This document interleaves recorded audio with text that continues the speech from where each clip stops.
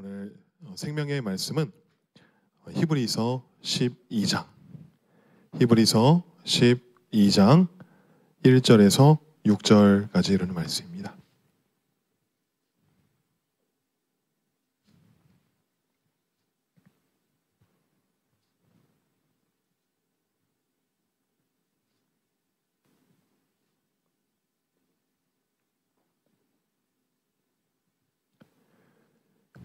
히브리서 12장 1절에서 6절까지 이르는 말씀 우리 함께 한 목소리로 합독하도록 하겠습니다.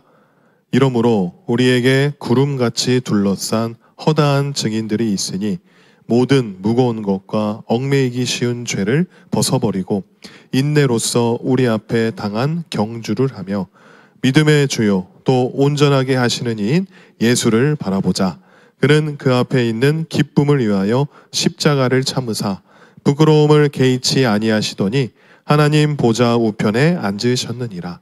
너희가 피곤하여 낙심하지 않기 위하여 죄인들이 이같이 자기에게 거역한 일을 참으신 일을 생각하라.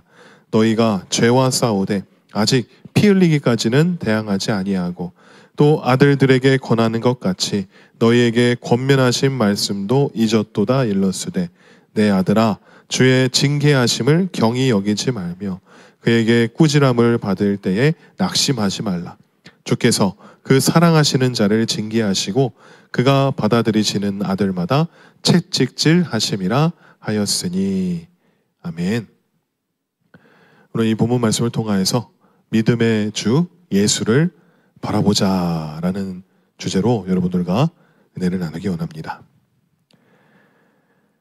우리가 이 믿음으로 생활을 하게 되죠. 예수님을 영접함으로 말미암아 하나님의 자녀가 되었고 이제 믿음의 삶을 우리가 살아가게 되는데 그 믿음의 길을 오늘 말씀에 경주라고 합니다.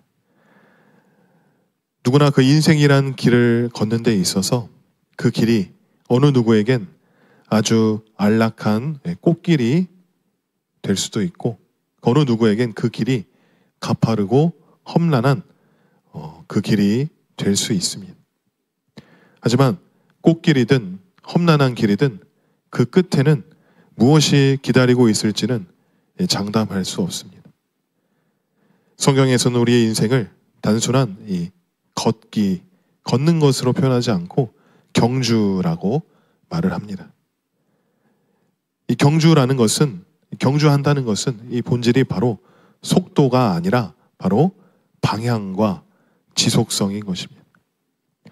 결국 그 의미는 한 번 잘하는 것보다 끝까지 가는 것, 잠시 힘을 내는 것보다 지속적으로 버티는 것, 대단한 능력보다 흔들리지 않는 인내가 더 중요하다는 것입니다.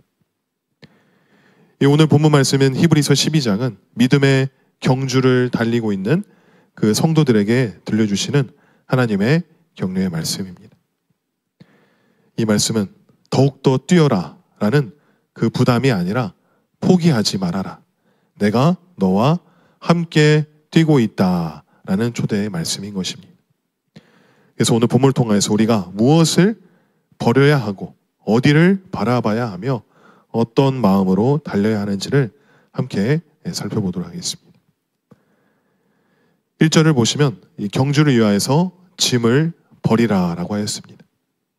모든 무거운 것과 얽매이기 쉬운 죄를 벗어버리고 이 경주를 위하여서 짐을 버리라는 것입니다. 이 신앙의 경주는 이 비워내는 것에서부터 시작됩니다. 이 경주자는 이 단거리가 아니라 이 장거리를 달려야 하기 때문에 당연히 몸을 가볍게 해야 합니다.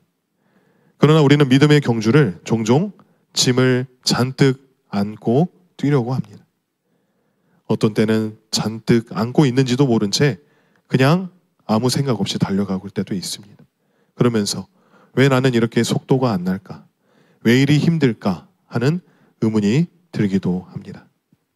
그것은 그 짐이 해결되지 않은 마음의 상처가 될 수도 있고 불안과 걱정 혹은 사람의 시선들과 평가, 성과에 대한 집착, 쓸데없는 비교의식 이런 것들은 이 죄는 아니지만 이 덫과 같이 우리의 영혼을 무겁게 눌러서 속도를 늦추는 짐이 되는 것입니다.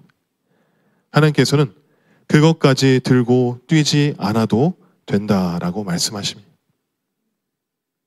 우리가 정말 은혜를 사모하는 마음으로 수련회나 부흥회에 몇 박 며칠로 크게 마음 먹고 참여할 때가 있습니다. 하지만 그 자리에 가 있는데도 마음속에 직장에 해결하지 못한 일, 가족들의 필요 혹은 문제나 걸림돌, 그런 것들, 그런 생각으로 사로잡힌다면 어떻게 그곳에서 마음껏 하나님이 주시는 은혜의 강가에 뛰어들 수가 있겠습니까? 마라톤을 처음 뛰는 사람들은 이 초반에 긴장해서 이 물이나 간식, 그 여분의 옷을 지나치게 챙긴다고 합니다. 저도 이 마라톤은 아니지만 마음 먹고 혼자 등산을 하려 한 적이 있었습니다.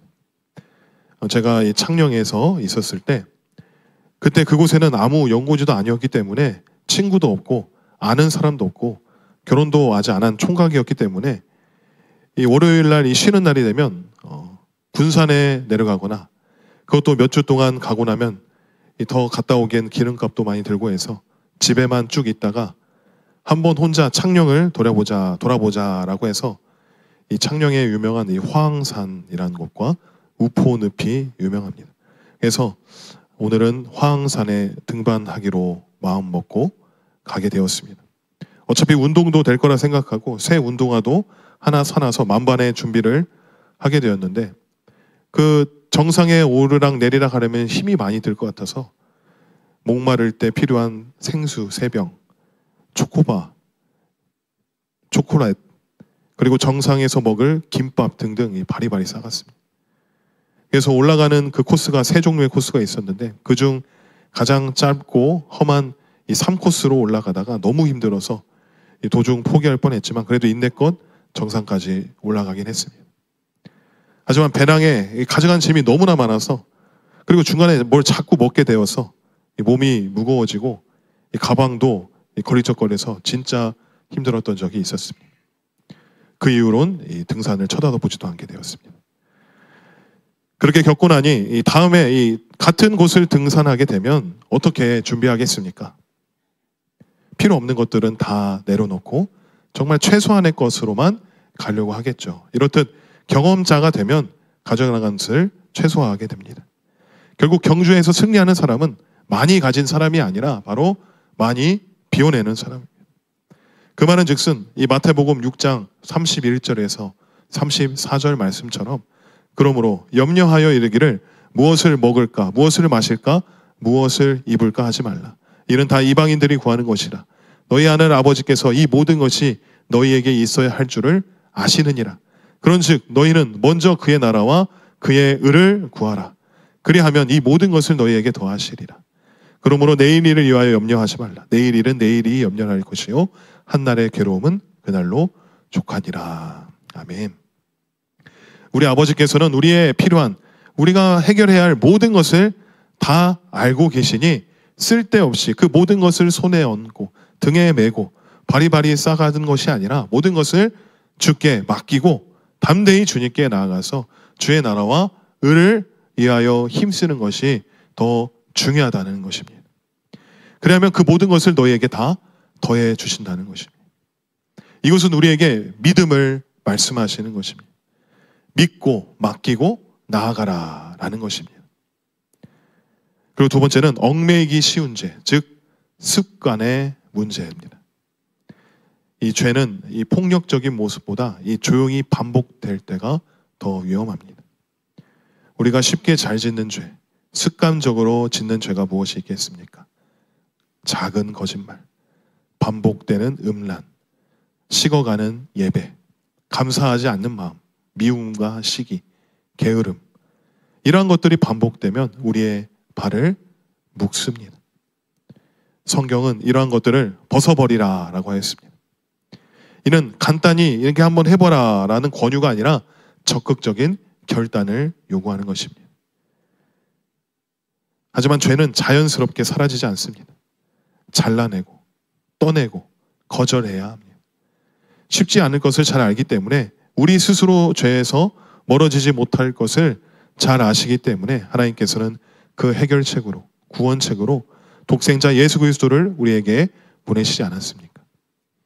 죄의 삭슨 사망이기에, 죄로 인한 사망에는 영원한 형벌이 있고 그 형벌은 영원한 고통의 지옥이기에 그 형벌에서 벗어나려면 피 흘림이 없음즉 죄사함이 없다고 말씀하셨기 때문에 아무 흠도 없고 점도 없고 죄가 없으신 어린 양과 같은 예수님의 피 흘리심으로 말미암아 우리의 모든 죄를 다 사해 주시지 않았습니까?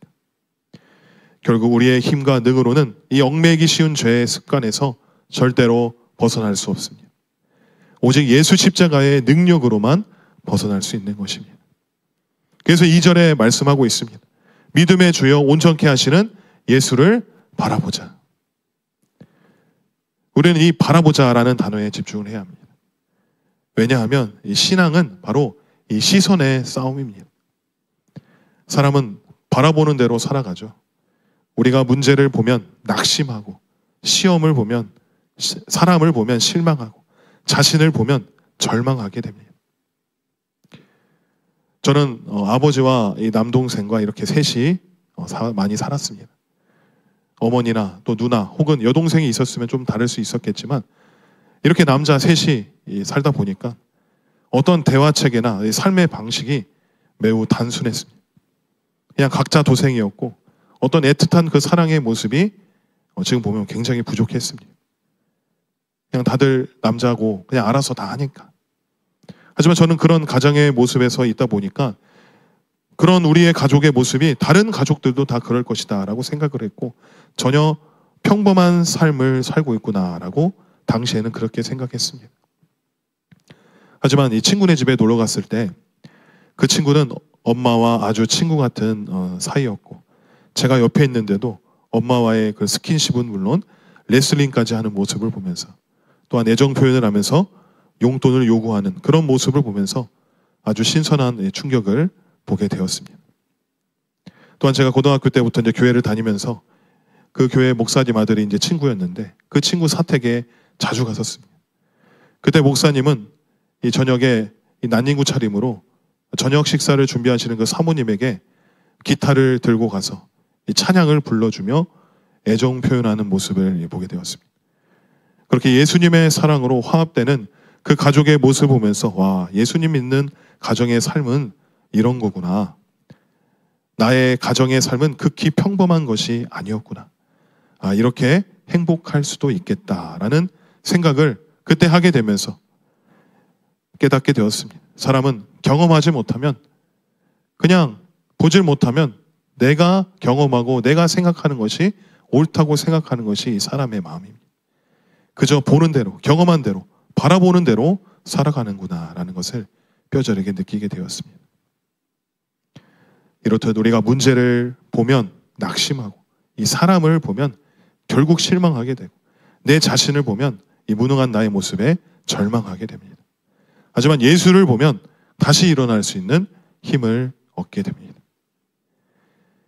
이 경주에서 이 시선은 곧 방향입니다. 이 시선이 흔들리면 이 중심이 무너지고 중심이 흔들리면 속도가 떨어지고 속도가 떨어지면 이 경주를 포기하게 되는 것이죠. 그래서 우리는 어디에 시선을 둬야 하겠습니까? 빌립보서 3장 12절에서 14절 말씀. 내가 이미 얻었다 함도 아니요 온전히 이루었다 함도 아니니 오직 내가 그리스도 예수께 잡힌 바 된 그것을 잡으려고 달려가노라. 형제들아 나는 아직 내가 잡은 줄로 여기지 아니하고 오직 한 일 즉 뒤에 있는 것은 잊어버리고 앞에 있는 것을 잡으려고 표대를 향하여 그리스도 예수 안에서 하나님이 위에서 부르신 부름의 상을 위하여 달려가노라. 아멘. 우리의 시선은 우리의 방향은 바로 이 표대. 이 표대는 헬라어로 이 스코포스라고 하는데 이 경주자가 이 결승선에 세워진 그 목표 지점을 바라보는 그 장면을 의미하는 것입니다.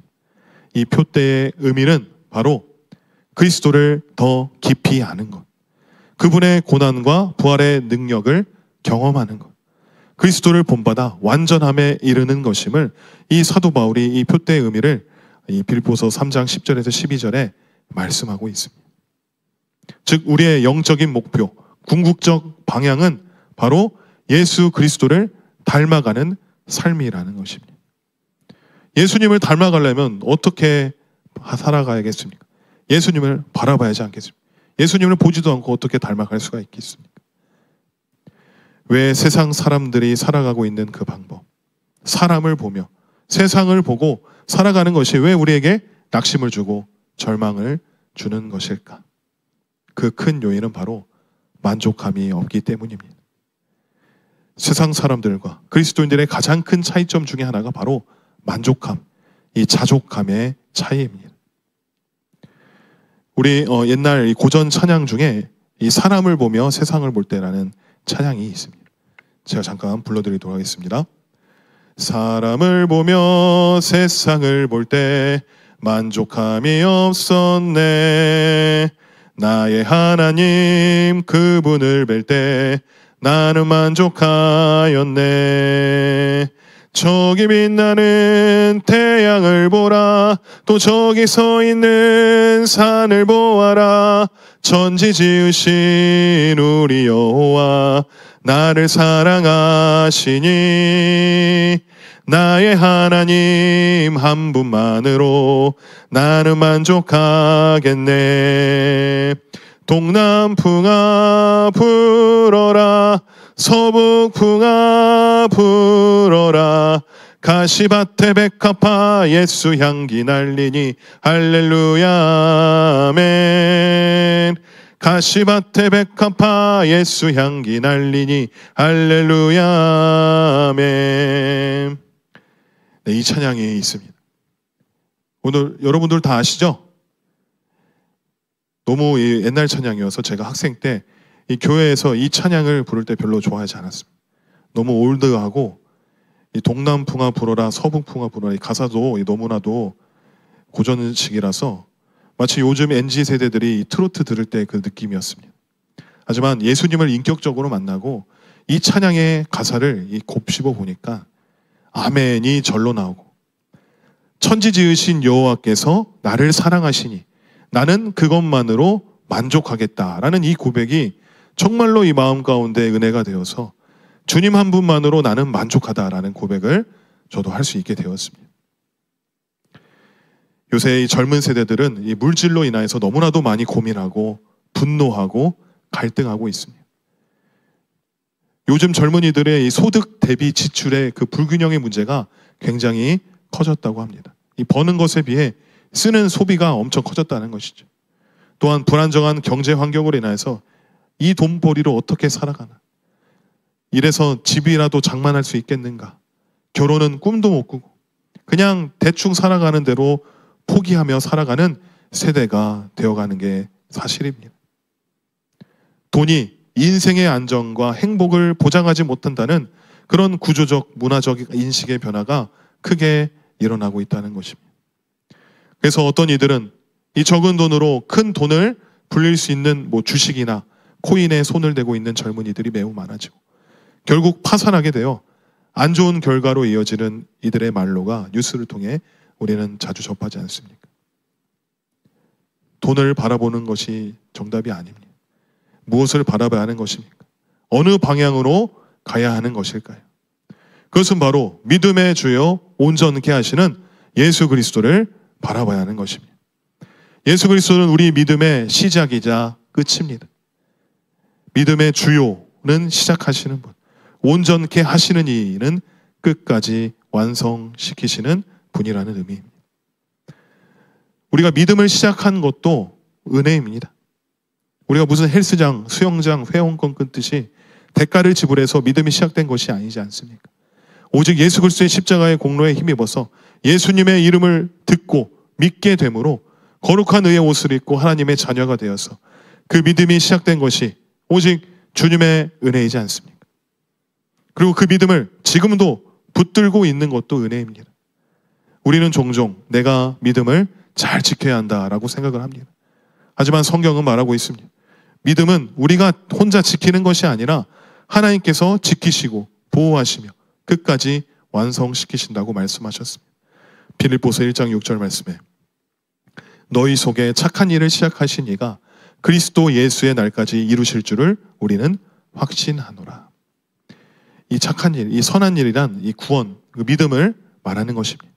그 일을 시작하신 하나님께서 그리스도 예수의 날까지, 마지막 날까지 이루시는, 완성하시는 분도 하나님이시라는 것입니다. 그리고 마지막 승리를 이루실 분도 예수님이십니다. 예수님께서 직접 마지막 날에 재림하시는 것을 우리가 믿고 준비하고 있는 것이지 않겠습니까? 또한 예수님 우리에게 인내를 보여주셨고 우리 인내의 모델이 되십니다. 예수님은 그 앞에 있는 기쁨, 즉 우리를 구원하는 기쁨을 위하여서 십자가를 참으셨습니다. 예수님의 그 인내는 사랑 때문에 견딘 인내였습니다. 그래서 우리가 고난 중에도 견딜 수 있는 이유는 우리가 강해서가 아니라 먼저 인내하신 예수님을 바라보기 때문입니다. 그래서 우리는 믿음의 주여 온전케 하시는 예수님을 바라보면서 낙심하지 말아야 될 줄로 믿습니다. 우리를 구원하신 예수님을 바라본다면, 그 예수님의 모습을 우리가 생생히 보고 기억한다면 우리는 어떤 고난과 역경도 이겨낼 수 있다는 것입니다. 우리 주 예수님이 그 일을 다 해내셨고 견디셨고 이기셨기 때문입니다. 하지만 우리가 신앙의 난관에서 가장 먼저 찾아오는 것이 바로 낙심입니다. 예수님을 잘 믿다가도 이 낙심이 찾아오게 되면 그 믿음은 솔방울이 떨어지듯 그냥 우두두 떨어지게 됩니다. 이 본문 3절 말씀에 너희가 낙심하지 않도록 하라라고 말씀하고 있습니다. 이 출애굽했던 이스라엘 백성이 광야에서 끝까지 하나님을 진노케 했던 모습이 무엇입니까? 이 적과 꿀이 흐르는 가나안 땅을 예비하여 두셨고 그 길로 가는 그 여정 가운데에서 이스라엘 백성들이 가혹한 환경만을 바라보면서 낙심하게 되고 결국 하나님을 원망하게 되어 하나님을 의심하기까지 하게 되지 않았습니까? 광야에서 배고파 너무나도 먹을 것이 없으니까 출애굽기 16장 3절에 우리가 애굽 땅에서는 고기 가마 곁에 앉아 있던 때와 떡을 배불리 먹던 때가 좋았는데 그때 여호와의 손에 죽었더라면 좋았을 것을 너희가 이 광야로 우리를 인도해내어 우리를 굶어 죽게 만드는구나 라고 원망하며 모세와 아론을 원망하는 그 말씀이지 않습니까? 이 낙심은 영적 침체의 시작입니다. 낙심은 우리의 마음을 마비시키고 기도를 멈추게 하고 말씀을 들리지 않게 합니다. 그래서 우리의 가장 큰 적은 이 환난이 찾아오는 환난 자체가 아니라 바로 그 환난 때문에 오는 낙심인 것입니다. 그 6절을 보시면 하나님께서는 사랑하는 자를 징계하신다라고 했습니다. 하지만 하나님의 징계는 이 처벌이 아니라 성장시키는 훈련입니다. 우리의 교만을 깎고 부서진 마음을 치유하고 또한 하나님만을 의존할 수 있는 그 의존을 가르치고 우리의 신앙을 깊게 만들어서 더 성숙한 그리스도인으로 세우기 위한 과정인 것입니다. 그리고 징계받는 것이 아버지께 버림받은 것이 아니라 바로 아버지의 관심입니다.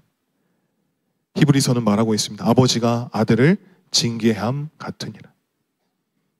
하나님께서는 자녀이기 때문에 우리를 다루실 수 있습니다. 징계는 관심의 표현, 관계의 증거, 사랑의 실제입니다. 세상에서는 관심을 받지 못하면 홀가분할지 모릅니다. 그러나 하나님 나라에서는 관심을 받지 못하면 정말로 위험한 것입니다. 요셉을 보십시오. 어린 요셉은 형들의 미움과 노예 생활, 억울한 감옥 등 수많은 고난을 겪었지만 이렇게 고백했습니다. 창세기 50장 20절 말씀. 당신들은 악을 행하려 했으나 하나님은 그것을 선으로 바꾸사. 요셉에게 이 징계와 같은 훈련은 이 겸손과 준비, 하나님의 계획을 이루는 과정이 되었고 그는 결국 이 모든 과정이 자신에게 유익했음을 깨달았고 고백했습니다. 다윗도 마찬가지입니다. 다윗은 자신의 죄로 인하여서 하나님의 징계를 깊이 경험했지만 이렇게 고백했습니다. 시편 119편 71절 말씀. 고난당한 것이 되게 유익이라. 이로 말미암아 주의 규례를 배우게 되었나이다. 이 다윗은 징계를 통하여서 자신의 교만이 깨어지고 하나님의 말씀의 가치를 배우고 영적 순종이 회복되었다고 고백하였습니다. 다윗 역시도 징계가 오히려 하나님의 사랑의 증거라고 인정한 인물인 것입니다. 사랑하는 성도 여러분, 혹시 지금의 나는 하나님께서 징계하고 계신다라고 느껴지십니까? 주님이 나를 다루고 계신다라는 것은 아직 나를 포기하지 않으셨다는 것입니다. 우리의 이 경주와도 같은 믿음의 신앙의 과정 가운데 우리는 어떻게 준비해야 할지, 어떻게 훈련해야 할지 오늘 이 말씀을 통해서 함께 깨닫기 원합니다. 믿음의 경주는 결코 혼자 뛰는 경주가 아닙니다. 우리 앞에는 수많은 믿음의 증인들이 있고 우리 옆에는 성령님이 동행하고 계시고 우리 앞에는 예수 그리스도의 표대가 우리를 지켜보고 계시고 우리 뒤에는 하나님 아버지의 사랑이 우리를 떠밀고 계십니다. 그러므로 우리는 우리의 그 무거운 모든 짐을 주님 앞에 다 내려놓고 오직 믿음의 주요 우리를 온전케 하시는 주 예수 그리스도를 바라보고 하나님의 그 징계의 훈련 속에서도 낙심하지 않고 오늘도 담대히 경주를 이어나가기를 소망합니다. 그리고 마지막 호흡까지 그 믿음을 지킨 자들에게 준비된 하나님의 그 칭찬, 잘하였다 착하고 충성된 종아, 그 음성을 듣게 되는 날까지 우리 모두가 함께 달려가야 될 줄로 믿습니다. 그러한 삶을 살아갈 수 있는 저와 여러분들이 되기를 주님의 이름으로 간절히 축원합니다. 아멘.